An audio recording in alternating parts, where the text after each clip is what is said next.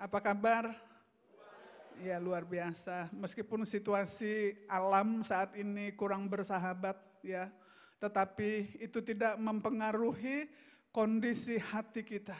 Kita tetap harus bisa mengucap syukur karena cuaca itu pun ada di dalam kendali Tuhan. Dalam menghadapi cuaca yang tidak baik, apa yang harus kita lakukan?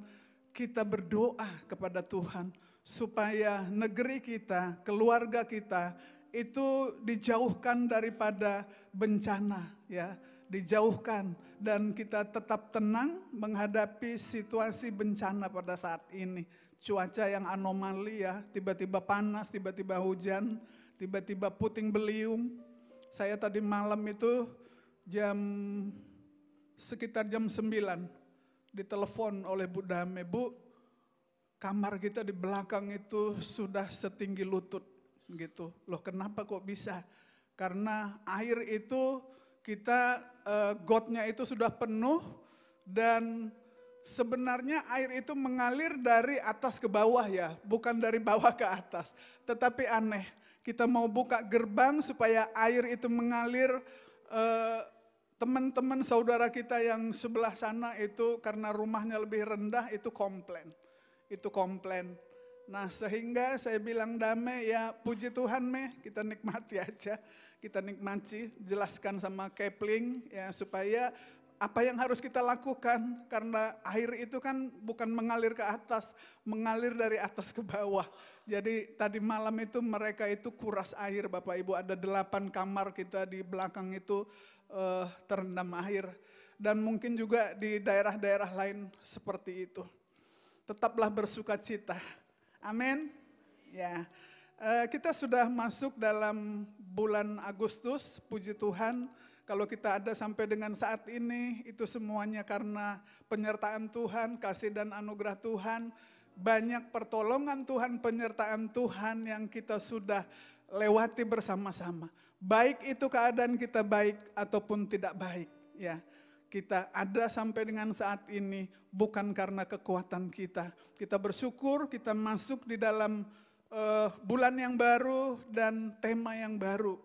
Gereja kita itu selalu dituntun dengan tema-tema dari Tuhan yang disampaikan melalui pemimpin kita. Kalau bulan lalu kita temanya it's time to change, saatnya untuk berubah.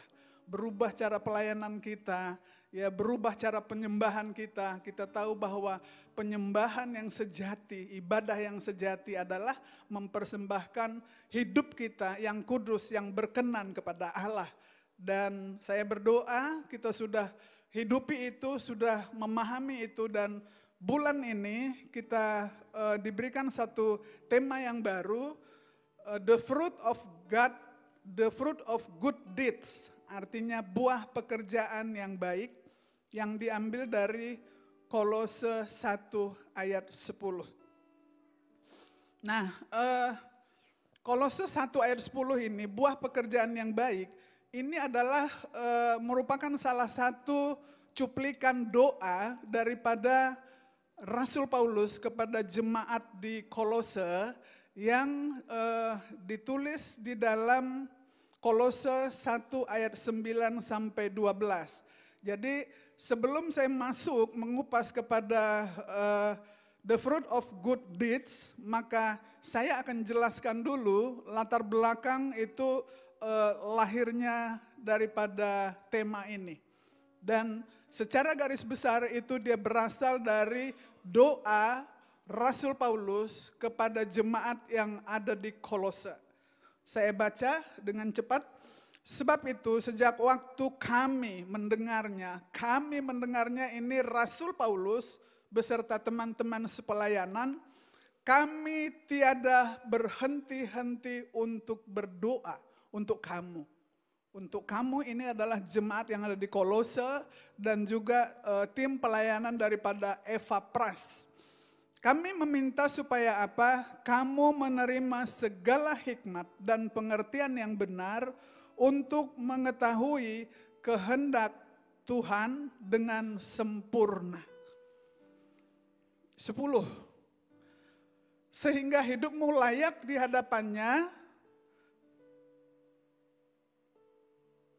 serta berkenan kepadanya dalam segala hal, dan kamu, ini tema daripada gereja kita bulan ini, memberi buah dalam segala pekerjaan yang baik dan bertumbuh dengan pengetahuan yang benar tentang Allah. Berarti ada masalah tentang pengetahuan, tentang pertumbuhan pengetahuan yang benar tentang Allah, tentang kristologi. Dan dikuatkan dengan segala kekuatan oleh kuasa kemuliaannya untuk menanggung segala sesuatu dengan tekun dan sabar. 12.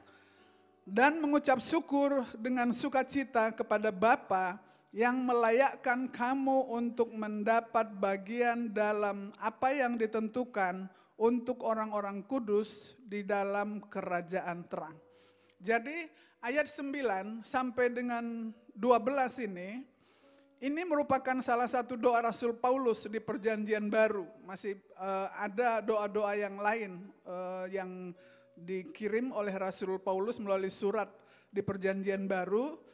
Dan doa ini dikirim kepada jemaat di Kolose setelah dia menerima kunjungan Epafras dari Kolose. Nanti saya akan jelaskan ya. Ketika itu Epafras mencurahkan isi hatinya, dia menggembalakan jemaat yang ada di Kolose. Bebannya itu begitu berat sehingga dia membutuhkan orang yang bisa memberikan solusi, jalan keluar.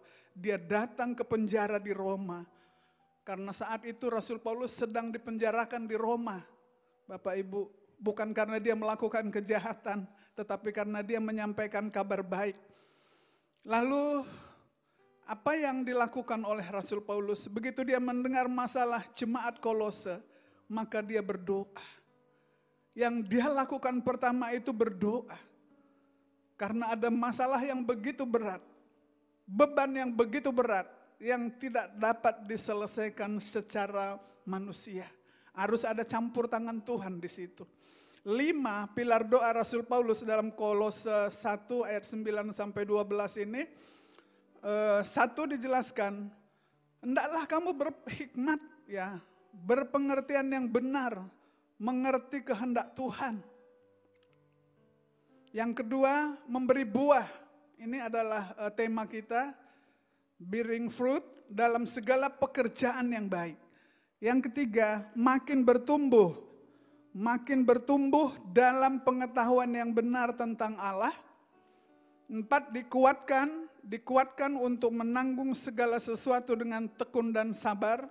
Yang kelima, mengucap syukur dengan sukacita kepada Bapa.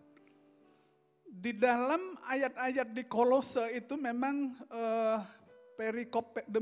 perikop ayat demi ayat itu enggak dijelaskan masalah yang sebenarnya ada. Tetapi kalau kita teliti satu persatu kita akan menemukan sebenarnya ada masalah.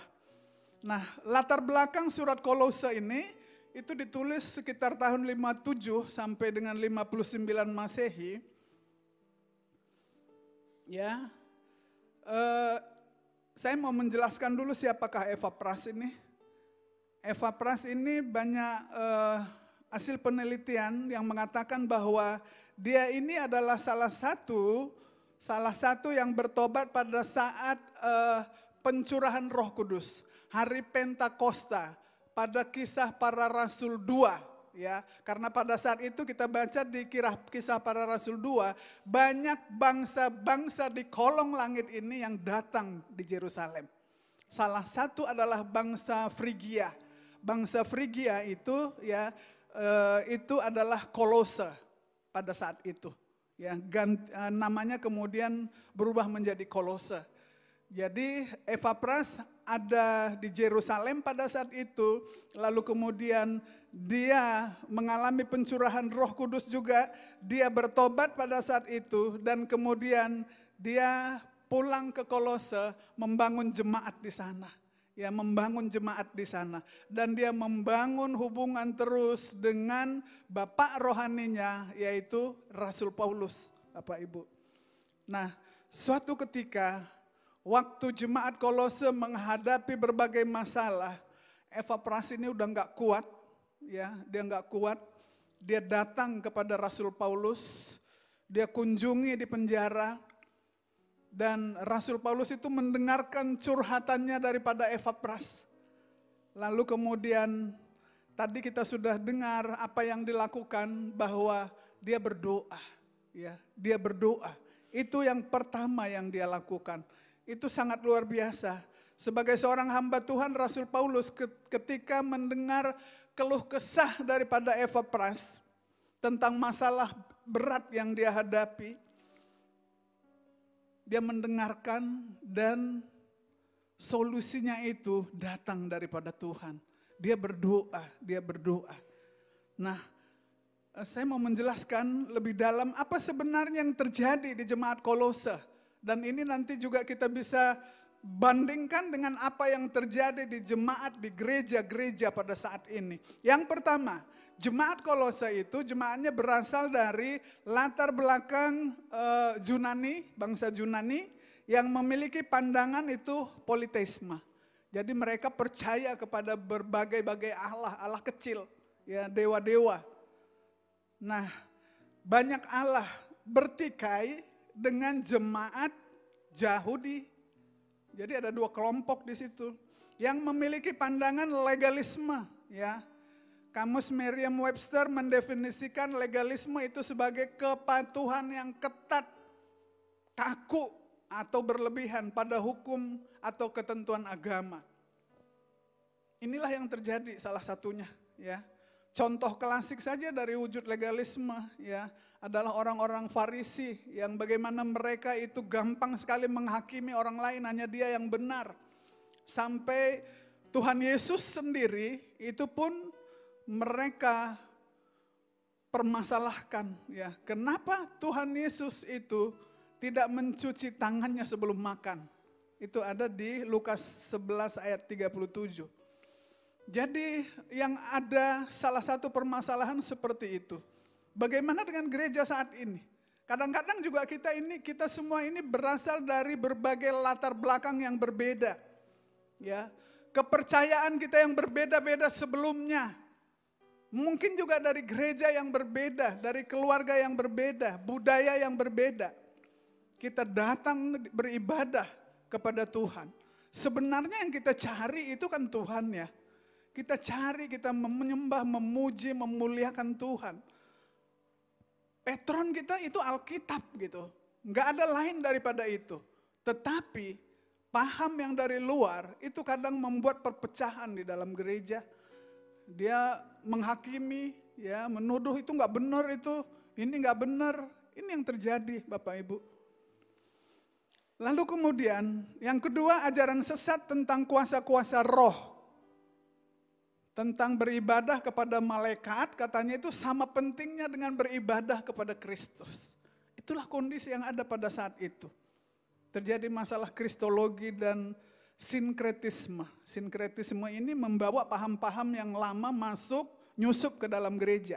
Kristologi itu pemahaman itu yang enggak benar tentang Kristus itu sendiri. Kita kemarin ada rencana untuk membuat seminar tentang kristologi untuk memperlengkapi jemaat kita agar mengerti betul siapa Allah yang dia sembah. Kita akan menghadirkan narasumber yang ahli di bidang itu, kita nanti akan cari, ya. Yang kemarin itu kita sudah mulai dengan workshop dan training pemulihan Pondok Daud, ya. Ada yang datang kemarin 3 hari, bisa angkat tangan? 3 hari, puji Tuhan. Yang 2 hari datang? Haleluya. Yang 1 hari? Ya. 1 hari, 2 hari, 3 hari. Saya berharap teman-teman itu kemudian mencari, ya. DNA itu ditemukan, doa, pujian, penyembahan, dan misi. Ya, kemarin itu isinya doa, pujian, penyembahan, misi. Supaya apa? Kita betul-betul mengerti, menemukan Allah yang kita sembah itu. Jadi datang itu tidak hanya tanpa tujuan. Berikutnya, di sana juga di Kolose itu mementingkan ikhwal lahiriah. Hari-hari raya, puasa, bulan baru, Sabat, kemudian masalah sunat, semuanya dikemukakan sebagai jalan yang benar. Jadi kembali lagi, bawaan pemahaman mereka yang dari pengertian yang lama itu dibawa ke dalam jemaat, ke dalam gereja. Kemudian berikutnya, para guru penyesat membual, mereka mempunyai filsafat yang lebih tinggi. Ya, hal ini dijelaskan di kitab Kolose 2. Rasul Paulus katakan, Rasul Paulus itu seorang hamba Tuhan yang murid Gamaliel yang sangat pintar ya. Sangat pintar. Dia ngerti filsafat. Tetapi menghadapi situasi yang orang membawa filsafat dunia ke dalam gereja, maka dia bilang, yang benar itu filsafatnya Tuhan, bukan filsafat dunia.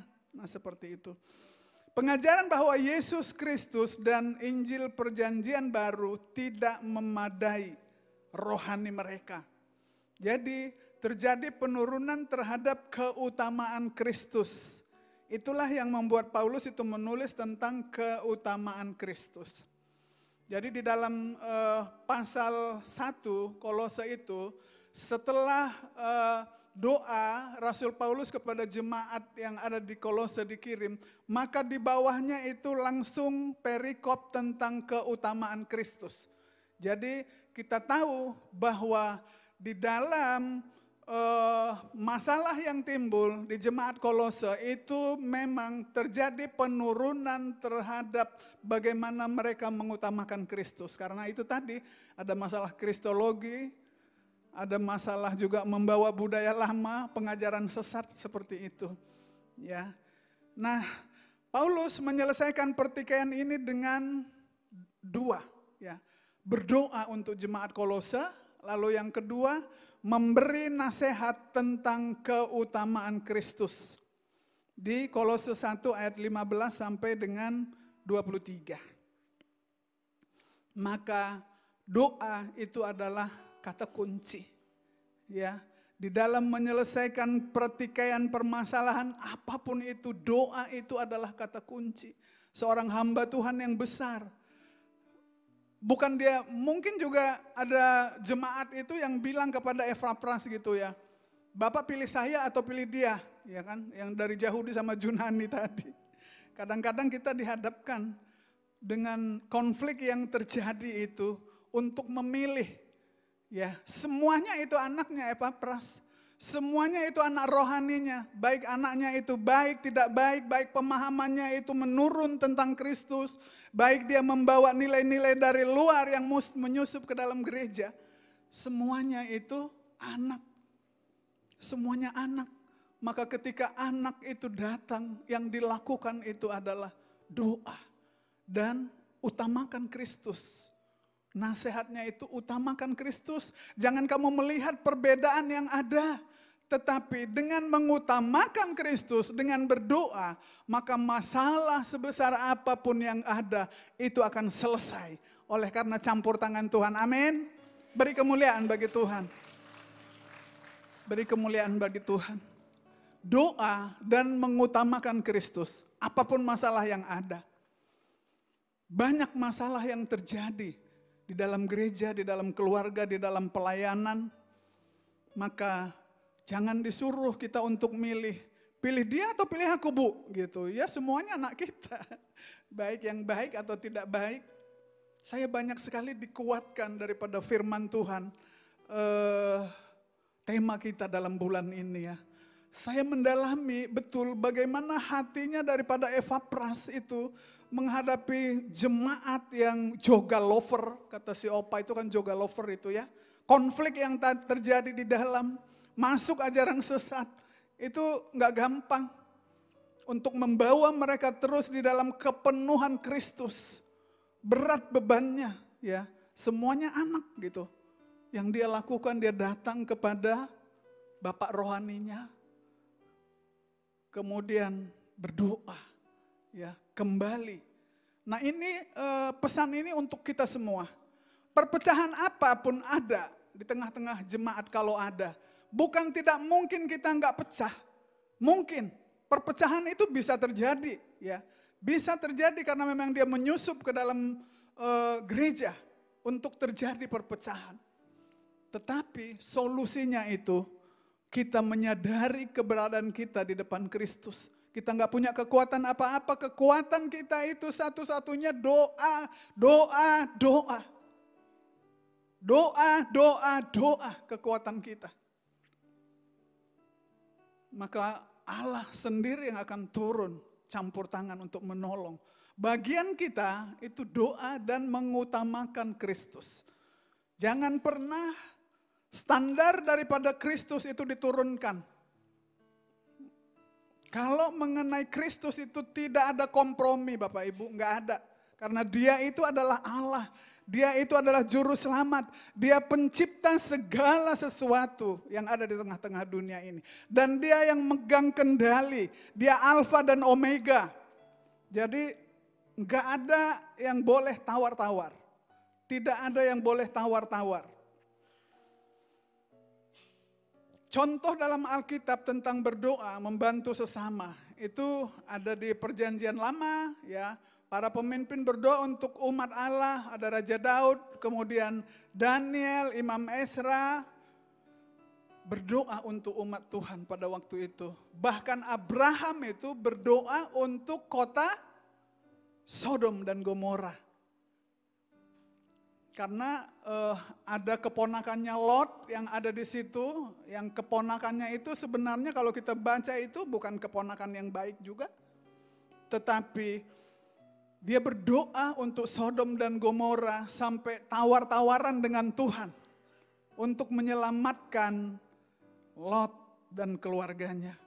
Lalu kemudian di Perjanjian Baru Yesus berdoa bagi murid-muridnya.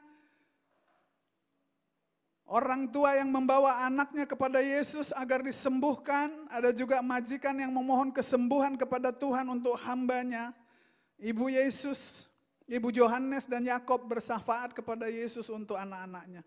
Kemudian di gereja mula-mula, jemaat mendoakan Petrus dan saat Petrus ditahan, ya.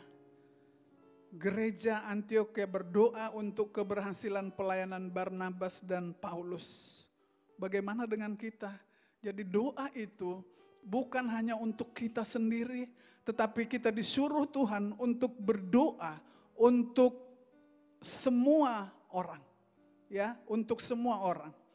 Berdoa untuk semua orang setiap waktu. Ini adalah perintah Tuhan. 1 Timotius 2 ayat 1 sampai dengan 2. Pertama-tama aku menasehatkan, naikkanlah permohonan doa syafaat dan ucapan syukur untuk siapa? Untuk siapa? Untuk diri sendiri, keluarga sendiri. Semua orang. Untuk raja-raja. Untuk semua pembesar. Agar apa? Kita dapat hidup tenang dan tentram dalam segala kesalehan dan kehormatan. Saya mau mengajak kita semua untuk memahami spirit daripada doa di 1 Timotius 2 ayat 1 sampai 2 ini.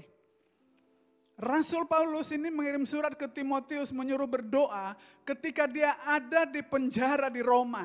Ya. Dia dipenjarakan oleh karena dia mengabarkan Injil oleh pemerintah pada saat itu, bukan karena berbuat jahat. Tetapi lihat, dia bilang, berdoa untuk semua orang. Berdoa untuk raja-raja, berdoa untuk pemerintah yang menjebloskan dia ke dalam penjara. Berdoa untuk pembesar. Agar kita dapat hidup tenang dan tentram. Jadi inilah dasarnya kita berdoa untuk kota kita, untuk negara, untuk bangsa. Memang perintahnya Tuhan untuk kita boleh berdoa. Ya. Dan permohonan doa itu sekali-sekali bukan. Efesus 6 ayat 18 dikatakan setiap waktu di dalam roh. Di ayat lain dikatakan bahwa berdoalah di dalam roh dan kebenaran. Di dalam roh. Dan berjaga-jagalah di dalam doamu itu dengan permohonan yang tak putus-putusnya untuk segala orang kudus.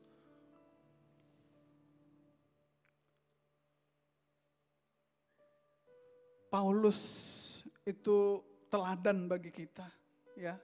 teladan bagi kita di dalam pelayanan, di dalam segala hal. Di dalam segala hal.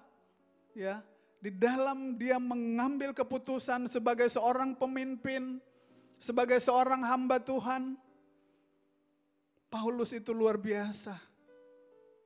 Sebagian besar Alkitab ini dicatat oleh Paulus, ya, ditulis oleh Paulus. Bagaimana dengan kondisi kita saat ini, Bapak Ibu? Dunia, ya, dunia ini yang saat ini kita ada tinggal di tengah-tengah dunia, itu membuat penawaran nilai-nilai kenikmatan di zaman baru dan menyusup ke dalam gereja, ya.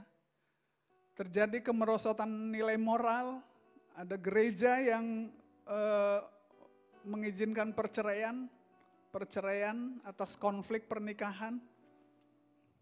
Enggak di sini, di tempat lain, ya.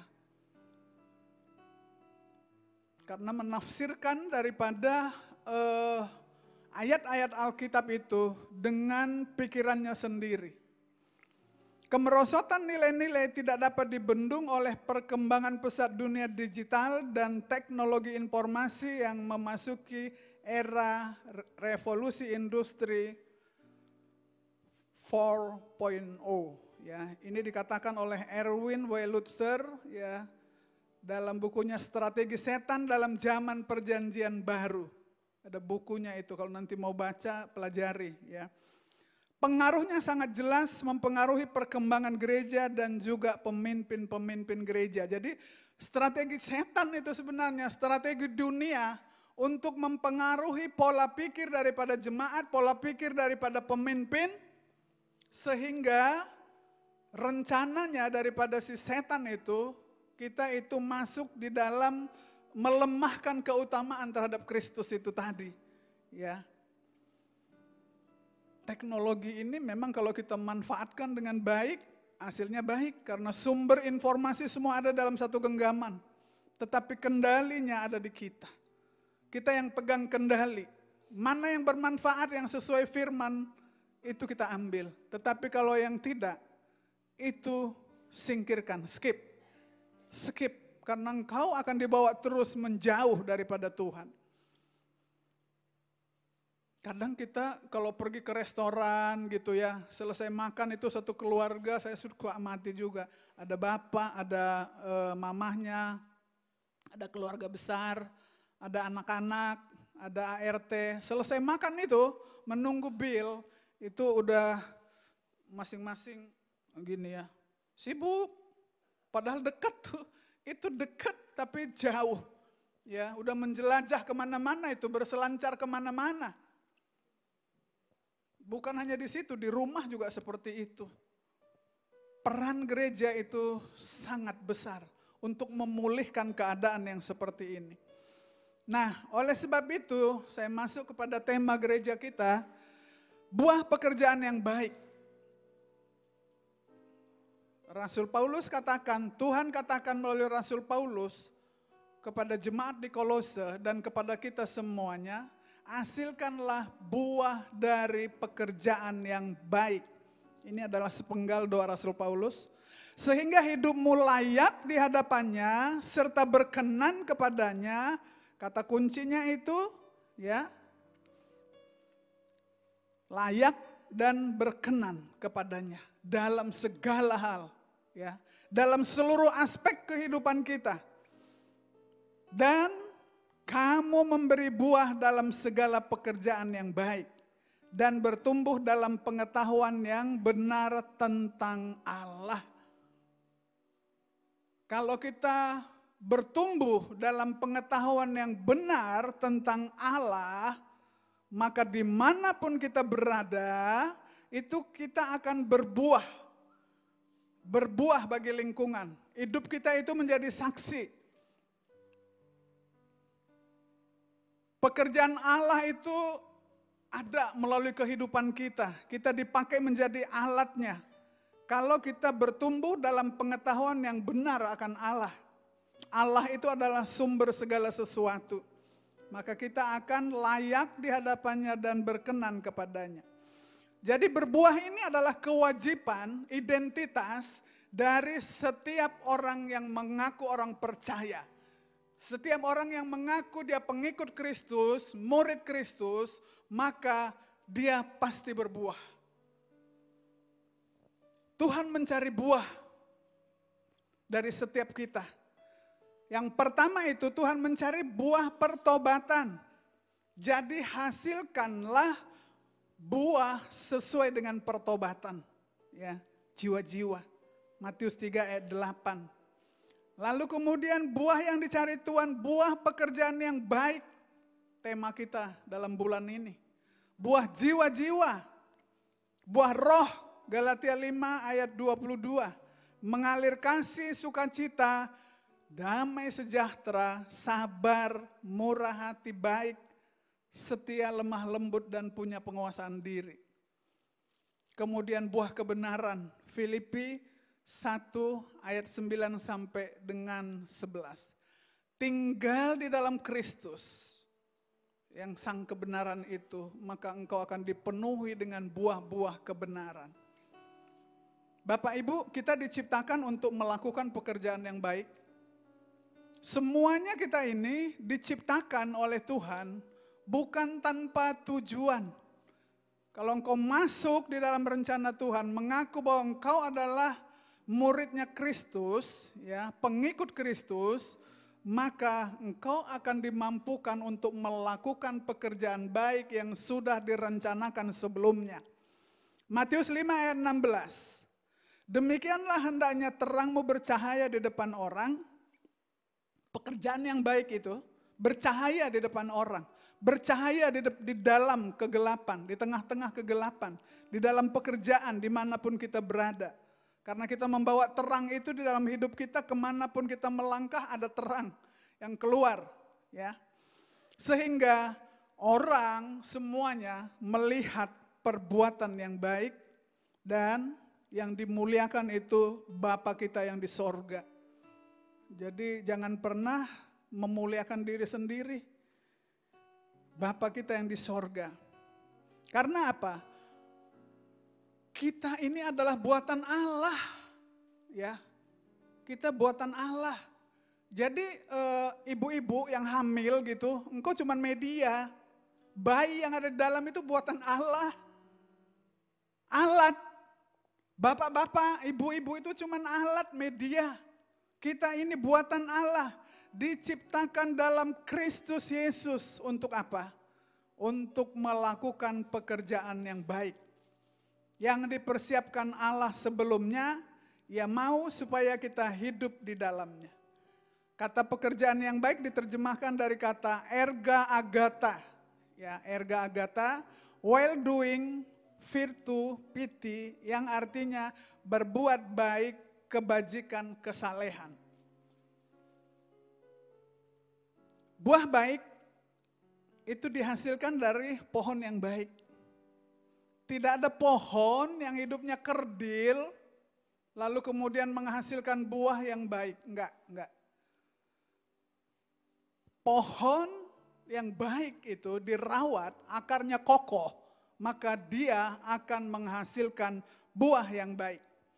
Lukas 6 ayat 43 sampai 45, 43, karena tidak ada pohon yang baik yang menghasilkan buah yang tidak baik. Jadi kalau pohonnya baik, buahnya pasti baik. Dan juga tidak ada pohon yang tidak baik yang menghasilkan buah yang baik. Sebab setiap pohon dikenal pada buahnya. Karena dari semak duri orang tidak memetik buah ara, dan dari duri-duri tidak memetik buah anggur. Orang yang baik mengeluarkan barang yang baik dari perbendaharaan hatinya yang baik, dan orang yang jahat mengeluarkan barang yang jahat dari perbendaharaannya yang jahat, karena yang diucapkan mulutnya meluap dari hati. Jadi Yohanes, ya, Injil Yohanes ini mengatakan bahwa tinggallah di dalam aku dan aku di dalam kamu. Kelanjutan daripada Lukas tadi, ya. Bagaimana supaya pohon kita itu kuat, akarnya kokoh. Yohanes 15 ayat 4 sampai dengan 5. Sedikit lagi ya. Yohanes 15 ayat 4 sampai dengan 5. Keluar dari sini, ditayangkan ayat ini. Nggak ada di PowerPoint. Ayat 4. Bagaimana supaya pohon itu tadi baik, menghasilkan buah yang baik. Kemudian dari hati ini meluap keluar yang baik-baik. Maka kata kuncinya, Yohanes 15 ayat 4 sampai dengan 5. Tinggallah di dalam aku dan aku di dalam kamu, kata Tuhan. Sama seperti ranting tidak dapat berbuah dari dirinya sendiri. Engkau tidak bisa menghasilkan buah dari dirimu sendiri. Kalau tidak tinggal pada pokok anggur. Pokok anggur itu adalah Allah sendiri. Allah sendiri, amin. Tinggal di dalam Allah, tinggal di dalam firman-Nya dan firman-Nya di dalam kita.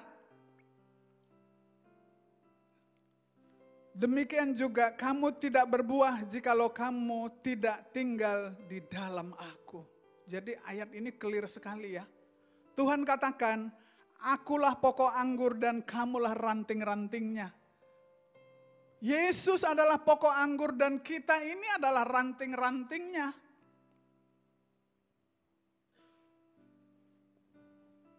Barang siapa tinggal di dalam aku dan aku di dalam dia, ia berbuah banyak. Sebab di luar aku kamu tidak dapat berbuat apa-apa. Jadi kata kuncinya, tinggal di dalam firman dan firman itu tinggal di dalam kita. Hidup di dalam firman setiap hari, setiap hari. Bangun hubungan dengan pohon itu tadi, ya. Pohon anggur yang benar. Pokok anggur yang benar itu adalah Yesus. Bangun hubungan, tinggal di dalam Dia. Melalui doa, pujian, penyembahan, menyenangkan hatinya. Mengerti isi hatinya. Untuk mengerti isi hatinya itu baca firman. Firman, ya. Firman itu adalah Dia sendiri. Jadi kuncinya ada pada kita. Ya, ada pada kita. Tinggal di dalam aku dan aku di dalam kamu. Nah, saya kasih satu ilustrasi ya. Kita ambil batu keras kan. Terus ada kolam yang isi air. Lemparkan batu itu ke dalam kolam yang ada air. Air itu ada di dalam batu. Dan batu itu ada di dalam air. Saya ulangi ya. Kolam berisi air. Ini batu itu keras kita lempar. Betul batu itu ada di dalam air? Betul ya, batu itu ada dalam air. Tapi apakah betul air itu ada di dalam batu? Enggak, karena keras. Keras. Sama seperti kita juga. Kita ada di dalam, kita ibadah terus nih, ibadah. Ditaburi firman, mengampuni, murah hati gitu ya. Menolong orang susah. Tapi kalau keras, hati kita dikeraskan sama dengan batu tadi, itu nggak bisa. Tuhan itu nggak bisa masuk ke dalam hati kita. Tetapi coba bandingkan, ambil kapas nih. Dengan kolam yang sama yang isi air, lempar kapas itu ke dalam. Kapas itu ada di dalam air enggak?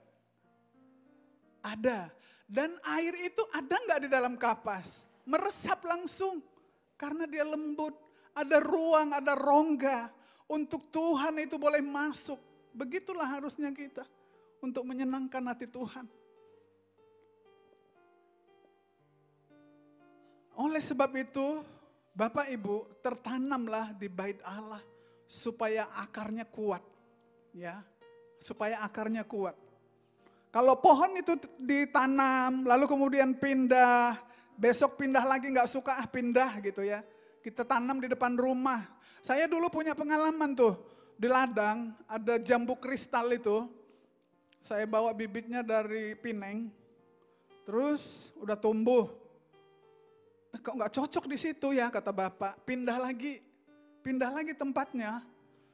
Terus berapa bulan kemudian kami ke ladang. Nggak cocok di situ, kata saya lagi. Nggak cocok di situ Pak, pindahin. Pindahkan. Sampai 4 kali pindah hingga akhirnya pohon itu mati. Ya karena apa? Akarnya itu cabut terus. Demikian juga kita.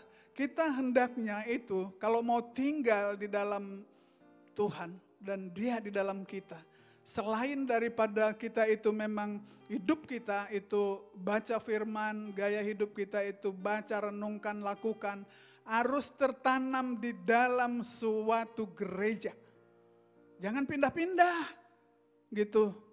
Kalau hari ini misalnya di sini, besok pindah karena nggak senang dengan gembalanya, nggak senang dengan wakil gembala, pengerja.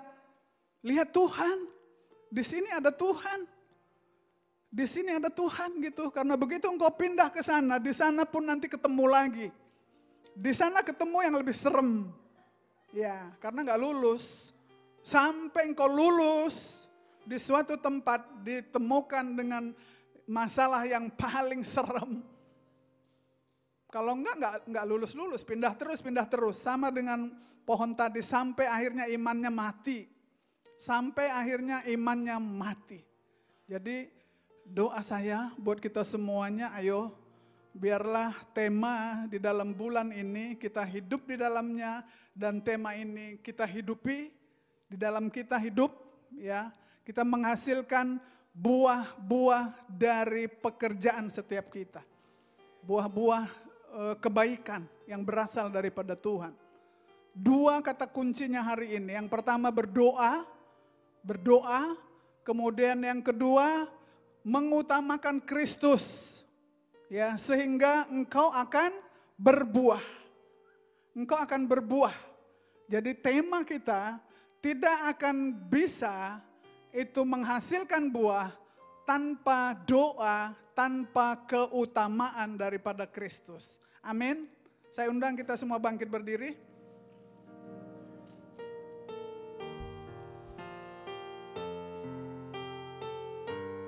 Gereja kita itu menyiapkan hari-hari doa untuk semuanya jemaat yang ada. Di pusat itu ada banyak waktu berdoa. Hari Selasa itu ada menara doa ya jam 10. Itu terbuka untuk jemaat. Lalu kemudian hari Sabtu jam 10 juga ada doa puasa. Ada menara doa 24 jam di pusat itu ya. Jadi kalau rindu berdoa, datang di sana berdoa. Naikkan doa-doa syafaat. Bukan untuk diri kita, tetapi untuk semuanya, untuk bangsa dan negara kita juga. Saat ini juga gembala pembina kita itu sedang membangun 10 rumah doa di gereja Sumres ya. 2 sudah selesai, tinggal 8 lagi. Tujuannya untuk apa? Supaya banyak orang berdoa, Di tempat ini juga setiap hari. Jam 7 itu kita ada menara doa di atas di lantai 3. Terbuka untuk jemaat, mari ambil bagian di dalam doa. Dan setiap minggu ketiga, hari Rabu jam 7 malam kita juga pengerja-pengerja itu berdoa di tempat ini. Enggak ada kekuatan kita tanpa doa. Jadi selain daripada doa-doa kita secara pribadi ya, ada wadah yang kita siapkan untuk kita boleh berdoa bersama-sama. Supaya kita berbuah, Bapak Ibu. Jadi mau gak mau, kekuatan kita itu adalah di doa. Yang kedua, utamakan Kristus. Ya, utamakan Kristus. Kristus itu adalah Allah yang benar, Allah yang kita sembah. Jangan pernah mau bergeser iman kita dari Kristus sedikit pun, ya. Jangan pernah. Kalau ibaratnya kompas itu sedikit bergeser, jalan terus, di ujungnya nanti itu bisa berapa puluh derajat ya. Bahkan ratusan derajat itu udah menyimpang. Ayo, peka kita. Periksa diri kita. Apakah kita ini masih berjalan di dalam kebenaran firman atau sudah bergeser gitu. Kalau sudah ada pergeseran, segera balik. Segera balik, naik ke rel yang benar. Ya. Karena Yesus itu adalah Tuhan. Kita angkat satu pujian. Kita berdoa. Terima kasih Bapa buat perjamuan kudus yang hari ini. Layakkan, sucikan dan kuduskan setiap kami untuk boleh makan dan minum darah-Mu dengan cara yang benar dan berkenan kepada Tuhan. Kami sambut berkat perjamuan kudus dengan penuh ucapan syukur di dalam nama Tuhan Yesus. Haleluya. Amin. Bapak Ibu yang dikasihi Tuhan Yesus, mari kita pegang roti di tangan kanan kita dan dengarkanlah firman Tuhan. Sebab apa yang telah kuteruskan kepadamu, telah aku terima dari Tuhan, yaitu bahwa Tuhan Yesus pada malam waktu dia diserahkan, dia mengambil roti, mari angkat roti di tangan kanan kita tinggi, dan sesudah itu ia mengucap syukur atasnya, ia memecah-mecahkannya dan berkata, inilah tubuhku yang diserahkan bagi kamu. Perbuatlah ini menjadi peringatan atas aku. Bukankah roti yang atasnya kita ucapkan syukur ini persekutuan kita dengan tubuh Kristus? Makanlah di dalam nama Tuhan Yesus.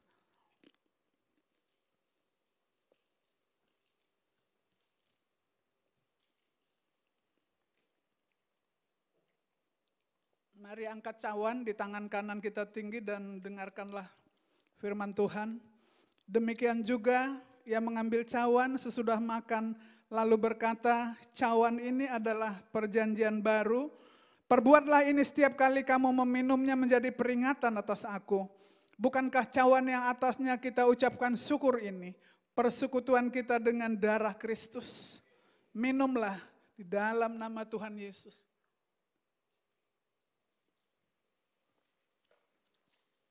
Mari angkat kedua tangan saudara, ucapkan syukur. Ucapkan syukur atas kebaikan Tuhan. Ucapkan syukur atas perjamuan kudus yang sudah dilaksanakan. Mari sembah Tuhan. Mari sembah Tuhan. Oh ya Allah, ya Allah,